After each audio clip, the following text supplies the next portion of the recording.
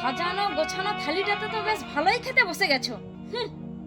কিন্তু তুমি কি জানো যে ওই সাজানো গোছানো খাবারগুলো কোথা থেকে আসে?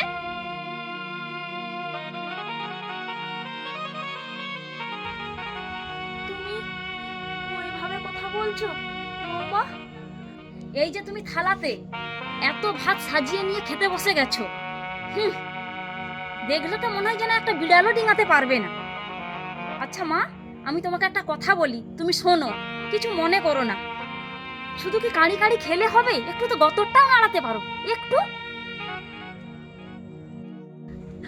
বৌমা, তুমি আমাকে ভাতের থালাতে বসিয়ে দিয়ে খাবারের খোঁটা দিচ্ছ।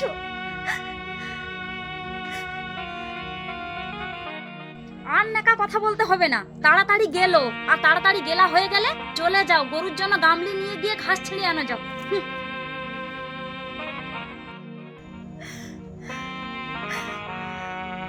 বৌমা তো আমাকে আজ ঠিক কথাই বলেছে। আমার তো বয়স হয়ে গেছে, আমাকে বেশি খেতে নেই, একদমই বেশি খেতে নেই। আর আমার তো কাজ করার গতরও নেই, তাই আমার একদম বেশি খেতে নেই, একদম বেশি খেতে নেই।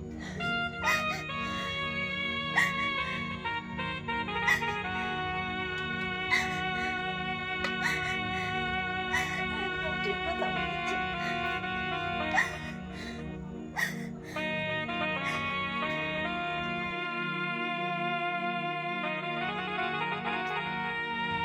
সুস্মিতা, কোথায় গেলে গো?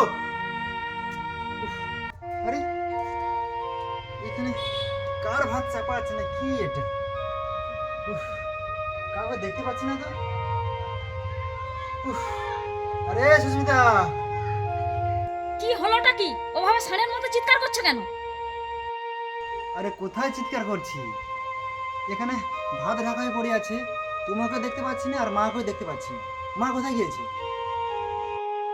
তুমি জানো, আমি মাকে ভাত বেড়ে দিয়েছিলাম আর বলেছিলাম যে তুমি ভাতটা খেয়ে নিয়ে তুমি এক গামলি গরুর জন্য ঘাস কেটে আনবে। তারপর তারপর তারপর জানো, তোমার মা আমাকে কত ছোট বড় কথা শোনালো, কত আজে বাজে কথা শুনিয়ে চলে গেল ঘাস কাটতে।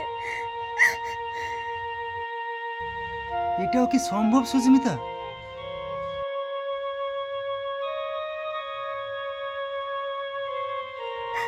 ওই তো, ওই তো তোমার মা আসছে। হ্যাঁ,